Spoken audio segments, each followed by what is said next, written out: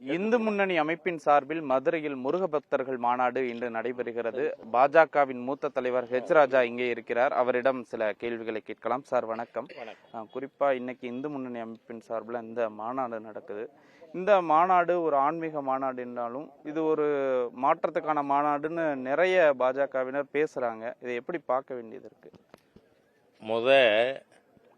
ஜாதியால் மொழியால் ஹிந்து சமுதாய மக்களை பிரிவினைக்குட்படுத்துவது மாறணும். ஹிந்து ஒற்றுமை ஏற்படணும். நீங்கள் மாற்றம்ங்கிறதெல்லாம் இப்போ இம்மிடியேட்டாக இருக்கக்கூடிய எலெக்ஷனை மனசில் வச்சுட்டு ஊடகவியலாளர்கள் அதை பற்றியெல்லாம் கேட்குறாங்க. ஆனால் நிரந்தரமாக வேணும். நான் 1988 சிவகங்கை ஹிந்து முன்னணி மாவட்ட செயலாளராக இருந்தவன். அதுக்கப்புறம் தான் அரசியல் பணிக்கு வந்திருக்கேன். அது எந்த குறிக்கோளுக்காக? ஹிந்து ஒற்றுமை. நிறுவன அமைப்பாளர் ஹிந்து முன்னணிக்கு திரு ராமகோபாலஞ்சியினுடைய கனவே அதுதான்.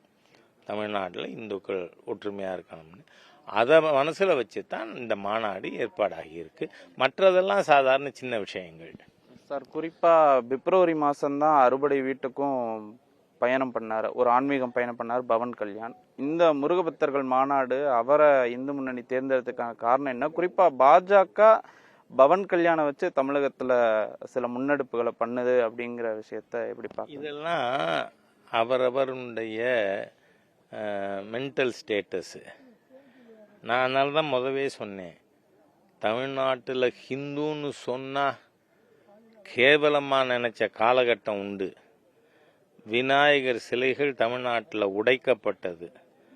ஆனால் வீதிதோறும் விநாயகர் சிலைகள் இப்பொழுது வைக்கப்படுகிறது விநாயகர் சதுர்த்திக்கு. அதனால நாம இதனுடைய பின்னணி தெரிஞ்சவங்க, ஹிந்து யூனிட்டி அதுதான் நம்மளோட குறிக்கோள்.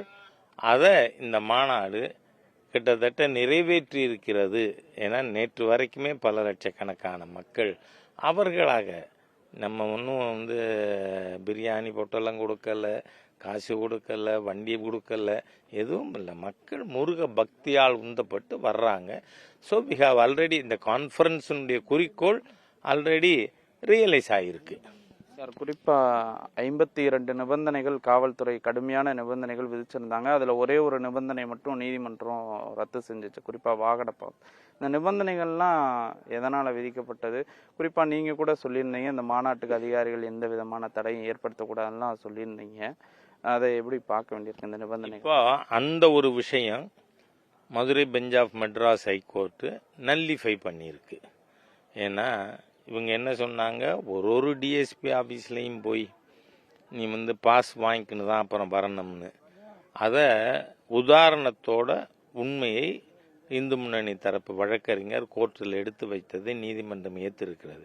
ஏன்னா ஒரு டிஎஸ்பிகிட்ட போனால் அவர் சொல்கிறார், உன் கன்சர்ன்டு இன்ஸ்பெக்டர்கிட்ட போய் கேளுன்னு. அங்கே போனால் அவர் சொல்கிறாரு, எனக்கு தூக்கம் வந்துருச்சு, நாளைக்கு காலையில் வான்னு.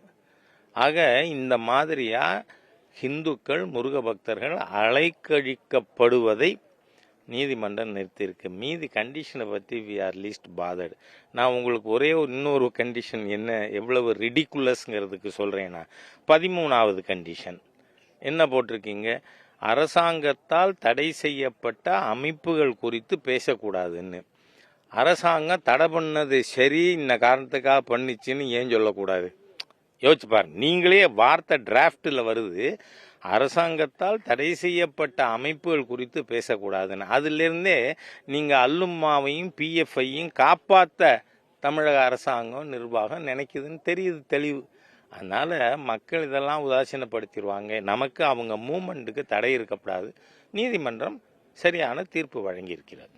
சார், மாநாட்டில் பாஜகவினர் பேச மாட்டோன்னு ஏற்கனவே நயினார் நாகேந்திரன் சொல்லியிருந்தாரு. அந்த மாதிரி எதுவும் நிகழ்வுகள் இருக்கா? இல்லை ஒரு விஷயம், நான் 1995 இதே மதுரையில் பாரதிய ஜனதா கட்சியின் மாநில மாநாடு நான் அமைப்பாளராக இருந்து நடத்தப்பட்டிருக்கு. அப்போது இந்து முன்னணி நிறுவன அமைப்பாளர் திரு ராமகோபாலன் அவர்கள் கூட மாநாட்டில் பேசலைங்க, கீழே இருந்து கேட்டாங்க. ஏன்னா நிகழ்ச்சி பிஜேபியோடது, இந்த நிகழ்ச்சி இந்து முன்னணியோடது. இந்து முன்னணி அதுவும் நீங்கள் உள்ளபடியே பெருமைப்படணும். ஒரு மாநாடுனா எப்படி இருக்கணும், நிச்சயமாக நீங்கள் மாநாடு முடிஞ்ச பிறகு செய்தி போடுவீங்க, யாரும் மினரல் வாட்டர் பாட்டிலெலாம் திருடிட்டு போகலங்கிறத.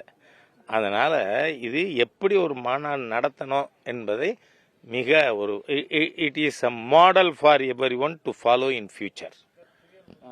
இந்த மாநாட்டுக்கும் ஏற்கனவே அறநிலையத்துறை நடத்தின மாநாட்டுக்கும் உள்ள வேறுபாடை என்னவா எடுத்துக்கலாம் சார்? வேறுபாடை நான் சொல்ல வேண்டாம். ஏன்னா அந்த மாநாட்டினுடைய இறுதி பேச்சாளர் யாரு? உதயநிதி ஸ்டாலின். பயப்படுறீங்க அந்த பேரை சொல்லவே என்ன? உதயநிதி ஸ்டாலின் அந்த மாநாட்டில் என்ன சொன்னார்? இது ஆன்மீக மாநாடு இல்லை, ஆஸ்திக மாநாடு இல்லைன்னா அதுக்கு பேர் என்ன? நாஸ்திக மாநாடு. அவர் தான் சொன்னார், நான் சொல்லலை. அதனால அவர்கள் செஞ்சது அதோடு இல்லை. நான் நேற்று கூட இந்த கேள்வி எழுப்பியிருக்கேன்.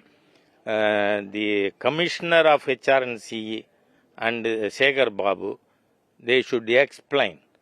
நீங்கள் நான் ஆடிட்டர் மட்டும் இல்லை, வக்கீலும்.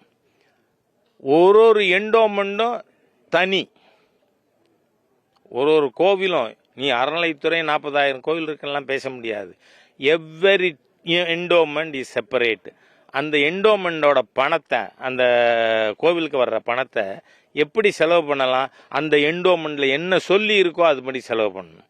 நீ தேவாரம் திருவாசகம் கற்பிக்க வேண்டும்னு இருந்தால் தேவாரம் திருவாசகம் கற்பிக்கணும். வேத பாடசாலை வைக்கணும்னு இருந்தால் அந்தந்த எண்டோமெண்ட். வேத பாடசாலை வைக்கணும்னா வேத பாடசாலை வைக்கணும். நீ அதுக்கு தான் பணத்தை செலவு பண்ணணும். மீதி இருக்கிறத ஒரு எனேபிளிங் ப்ரொவிஷன், அதாவது எல்லா கோவில்களுக்கும் உதவி செய்கிற மாதிரி அதை கன்சாலிடேட்டட் ஃபண்டுக்கு மாற்றுறாங்க. நீ மாநாடு நடத்திய எந்த சட்ட விதியில், ஹெச்ஆர்என்சி ஆக்ட் 1959 எந்த விதியின் கீழ் காசு எடுத்தீங்க? பக்தரோட காணிக்கை எடுத்து உதயநிதி ஸ்டாலினுக்கு போஸ்டரா? What was the nonsense happen that day? அதனால் அதெல்லாம் நம்ம அதிகம் பேச வேணா. இன்றைக்கி நான் இங்கே வந்திருக்கிறதே முருகப்பெருமானை தரிசிக்க. இங்கே வர்ற ஒரு முருக பக்தரையும் வரவேற்று நலன் விசாரித்து வழி அனுப்பி வைக்க. அதனால் ஒரு மாநாடு எப்படி நடைபெற வேண்டும் என்பது இந்த முருக பக்தர்கள் மாநாட்டின் வாயிலாக தெரியும் என பாஜக மூத்த தலைவர் எச் ராஜா தெரிவித்திருக்கிறார். புதிய தலைமுறைக்காக ஒளிப்பதிவாளர் லட்சுமணனுடன் மணிகண்ட பிரபு.